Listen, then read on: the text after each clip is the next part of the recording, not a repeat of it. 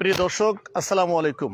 অভয়নগর সমাচারের পক্ষ থেকে আপনাদেরকে শুভেচ্ছা জানাচ্ছি। আমি এই মুহূর্তে পৌঁছেছি অভয়নগর উপজেলার নোয়াপাড়া পৌরসভার 2 নম্বর পৌর ওয়ার্ডের একেবারে প্রাণকেন্দ্র বললে চলে, নোয়াপাড়া বেতারের কোণা। সেই বেতারের কোণা থেকে যে একেবারে এসএস কলেজ রাস্তাটি এমন চরম দুরবস্থা যে আপনি পায়ে হেঁটেও চলতে গেলে হোঁচটকে আপনার পড়তে বাধ্য হবেন আপনি। ঠিক তদ্রূপ আপনারা দেখতে পাচ্ছেন যে রাস্তার সর্বশেষ পরিস্থিতি এখানকার পিচ মানে নেই বললেই চলে, তবে হচ্ছে মাটির রাস্তা দিয়ে চলাচল করা মনে হয় অনেক ভালো। তবে এখানে কিন্তু আপনার এলাকাবাসী রয়েছেন এবং স্থানীয় যারা মানুষ এই রাস্তা দিয়ে চলাচল করে তারাও কিন্তু অনেকে রয়েছেন। আমি তাদের মুখ দিয়ে যে তারা কি বলতে চাচ্ছেন এই রাস্তা সম্পর্কে আমি একটু জানতে চাচ্ছি।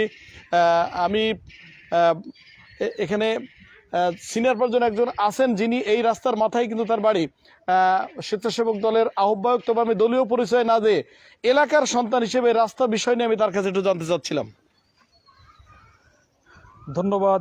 অভয়নগর সমাচার দীর্ঘদিন যাবৎ শিল্প বাণিজ্য বন্দর নগরী নোয়াপাড়া পৌরসভার 2 নং ওয়ার্ডের নোয়াপাড়া 5 কবর সংলগ্ন নোয়াপাড়া এসএস কলেজ ধূপাদি রোড, এক কথায় যেটাকে বেতারের কোণা রোড রাস্তা হিসেবে মানুষ চেনে, এই রাস্তাটি দীর্ঘদিন ধরে প্রচণ্ড পরিমাণে গর্ত ভাঙাচোরা অবস্থায় রয়েছে। এই রাস্তায় এখন মানুষ চলাচলের অনুপযোগী হয়ে পড়েছে।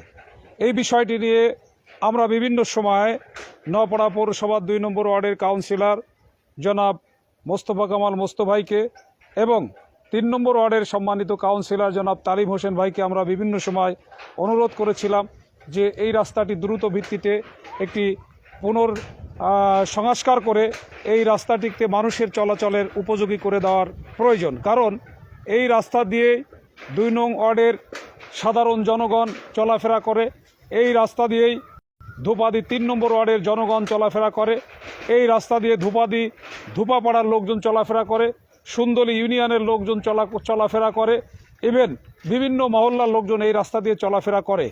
আমাদের এই রাস্তা দিয়ে মানুষ শিল্প বাণিজ্য বন্দর নগরী নোয়াপাড়া পৌরসভার বিভিন্ন প্রান্তে তারা তাদের কর্মের তাগিদে দ্রুত ভিত্তিতে ছুটে চলে।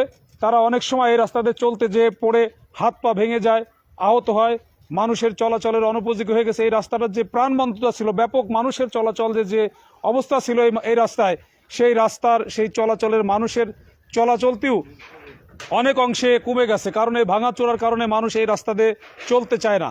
এই রাস্তায় এখন ভ্যান রিক্সা চলে না, এই রাস্তায় ইজি বাইক চলে না, এই রাস্তায় সাধারণত যেভাবে সাইকেল বা অন্যান্য মোটরসাইকেল অন্যান্য যানবাহন আসতো